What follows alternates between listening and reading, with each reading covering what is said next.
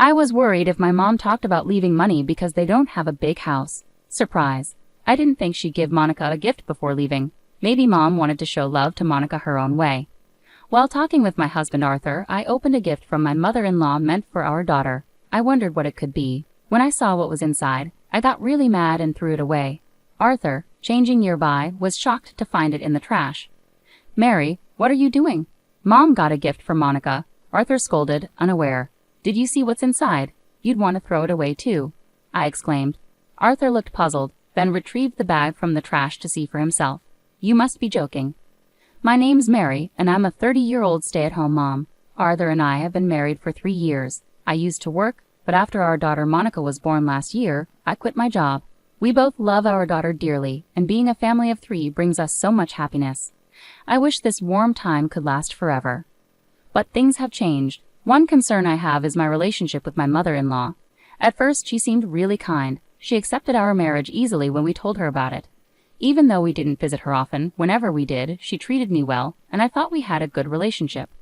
Things started to shift about a year after we got married. Sadly, my father-in-law passed away from an illness. My mother-in-law was deeply saddened because she loved him very much. She was very low, and Arthur didn't seem to know how to comfort her.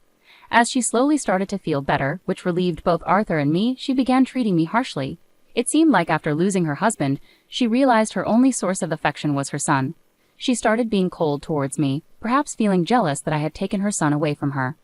She also took pride in the family property and lineage passed down from her late father-in-law. Once she directly told me, "Don't assume you'll inherit this house easily." Even though the property was valuable, it originally belonged to her husband's family, so logically it would pass down to Arthur, not me. But after becoming distant, my mother-in-law began treating me like a nuisance and started tormenting me. "Mary, when will you have a baby? It's your responsibility to give birth to an heir. If you can't do that, you'll have to leave Arthur." This became her attitude towards me. Every time we met, she pressured me about having a baby. I gave birth to a child last year, which was a surprise considering the stress I was under. However, my mother-in-law wasn't satisfied that our child was a daughter.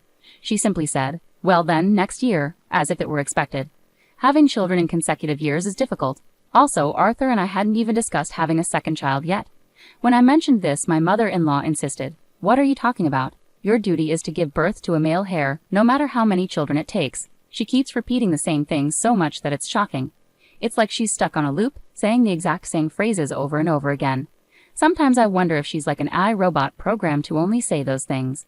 In today's world, her obsession with having a male heir is incredibly outdated and absurd. I wish she would let go of these old-fashioned ideas and appreciate her granddaughter, Monica, who is here now. Every time I see her, it just disgusts me more. But when she's around my husband, her son, she puts on a different face. She acts like she's understanding and kind towards me. The contrast between how she acts when it's just the two of us and when my husband is there is so stark. It's like she's 2 different people. I almost want to take pictures and compare them. No matter how well she hides it from my husband, her awful treatment of me, her daughter-in-law, raises serious doubts about her as a person. Doesn't she think about the possibility of me telling my husband about how she really behaves? Or does she believe she can keep fooling him forever? Throughout my pregnancy, she relentlessly harassed me, causing a lot of distress. Whenever my husband wasn't around, she would approach me and say things like, "You understand, right? If it's not a boy, I won't forgive you. If it's a girl, you should consider abortion." Hearing those words made me seriously question her humanity.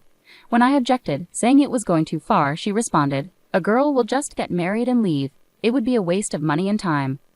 I remember thinking to myself, this woman is beyond hope. For me, the gender of the baby didn't matter. All I wanted was a healthy child whom I could love unconditionally. My mother-in-law's words caused me a lot of stress. Each time she made these hurtful comments, I would respond vaguely, just trying to endure until the baby was born. When my mother-in-law found out the baby was a girl, her reaction was as awful as I had anticipated.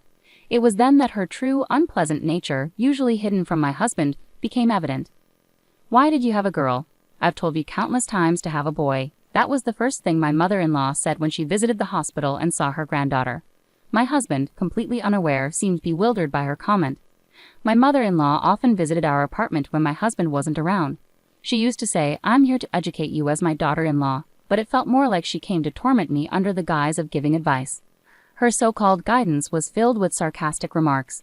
She'd say things like, "You really can't cook, can you? Aren't you embarrassed to make such awful food? Poor Arthur, maybe that's why you couldn't have a boy." These criticisms were baseless, but she always found ways to blame my homemaking skills for not giving birth to a son. She criticizes everything, even linking it to the idea of having a boy. My mother-in-law is always finding fault. I feel like everything I do is wrong and she insists I redo it. Her frequent visits with this attitude were really draining. Each time I have to deal with her, I find myself disliking her more and more. I have my own way of doing things around the house, and I'm tired of constantly hearing about having a boy. I wonder if I should have stood up for myself more. But deep down, I sympathize with my mother-in-law, who is grieving the loss of my father-in-law. I held on to a faint hope that she might return to the kind person she used to be. Maybe my optimism made me overlook her behavior. One day, as usual, she came over, complaining about various things, and then started her usual mantra: we should have a boy. She even mentioned a name she had in mind, Thomas. It was getting harder to tolerate her. As these days went by, my daughter's second birthday was approaching. I was busy preparing to make her day special, but then my mother-in-law showed up, as if on cue when my husband was at work. Even on a day meant for celebrating my daughter's birthday, I didn't want her there. Actually, I never do. I paused the birthday preparations, brewed some tea, and entertained her in the living room. Why is she still a girl? My mother-in-law remarked, looking at my daughter. Please stop, I pleaded. Today is my daughter's birthday. I just wish she would leave already. Lately she hasn't been as critical about household chores. I've started to figure out what might please her, but her comments about having a boy and continuing the family line haven't stopped. Are you pregnant yet? There won't be a small age gap anymore, so you should hurry up and have a boy. I've said it many times, but my husband and I aren't desperate to have a child. No one knows what the future holds with having children. We were fortunate to have a daughter shortly after getting married, but there are couples who struggle for years without success. Children don't come just because you want them to. It should be obvious with a little thought. I must have been under a lot of stress. This was the first time I firmly and clearly expressed this to my mother-in-law. When I did, she glared at me angrily. What kind of daughter-in-law am I dealing with here? It's because of your attitude that you haven't had a boy. You're influencing Arthur too, aren't you? Of course you are. Otherwise, Arthur would want a boy just like me. I was stunned. Arguing with my mother-in-law seemed pointless. I've told you many times you're useless until you have a boy. I couldn't let her continue to disrespect me like this anymore. Enough is enough. My husband has never spoken to me like that. We've built a happy family with our daughter. It's you who's disrupting that. If you plan to tear apart my family, don't come back to this house. I finally said it all, releasing my pent-up frustrations. My mother-in-law listened, her fists clenched and hands shaking as if she wanted to retort. But just then, Arthur arrived home. Immediately, her demeanor changed. Arthur, welcome home, she greeted him warmly. I was disgusted by her sudden shift.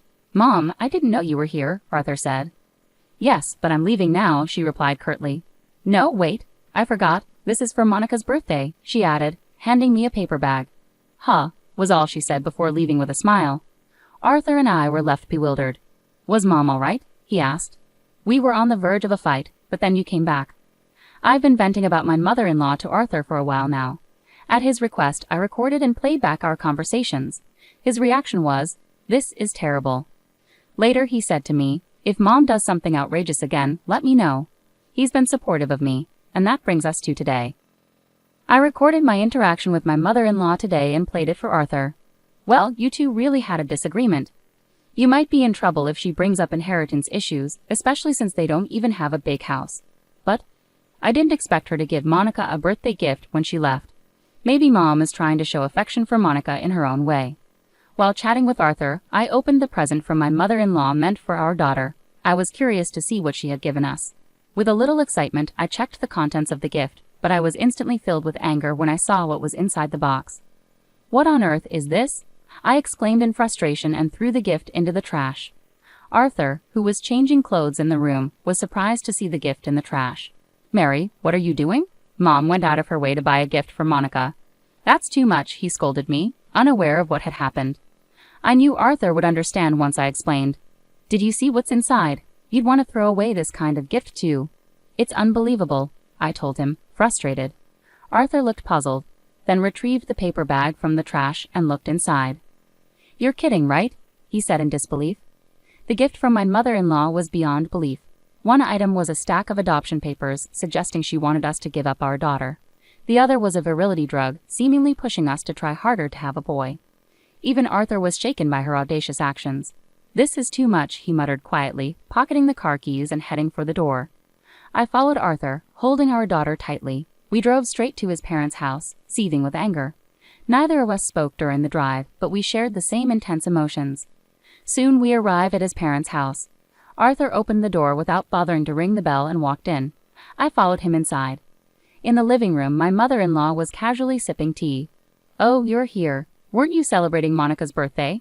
Her nonchalant demeanor implied that the gift she gave was no big deal. In a tense voice, my husband asked, "Mom, what's the meaning of this gift you sent?" His voice was clearly filled with anger. Unfazed or perhaps unaware, my mother-in-law chuckled smugly. "I thought it was time to seriously consider having a son. You said you weren't planning for a second child, right? If you give up your first child for adoption, you'll have a reason to try again." "That's absurd. Suggesting we give up our precious daughter for adoption just to have a male heir. You should understand your responsibility as the only son of this family." It seemed my mother-in-law had run out of patience, revealing her true beliefs even to her son. Gently yet firmly, my husband responded, "I see. So that's how you think, Mom?" "Yes, exactly. You need to have a son to continue the family line." "Enough of that. I love Monica and I love Mary. Isn't it more important to have a family bonded by love rather than just lineage? I've always valued you as a parent who shares our blood. Please take care of Monica as well." Even considering giving her up for adoption is completely out of line, my husband said firmly to his mother, his anger tempered with gentleness. But it seemed his kindness went unnoticed by my mother-in-law. "Ah, I see. You don't understand me as well as I thought you did," she responded. "There's no point in having a girl. Eventually she'll marry into another family. It's your duty to continue our respected family line," she continued, unmoved by his words. My husband relaxed his fists. "It seems my words won't reach you anymore. If this house and lineage mean so much to you, then why don't you take care of them all by yourself? I won't stand in your way." My mother-in-law tilted her head in confusion. "What are you talking about? You're the only son of this family. Naturally, you will inherit this house and land and become the head of the family." My husband smiled slightly and said to her, "No, I refuse.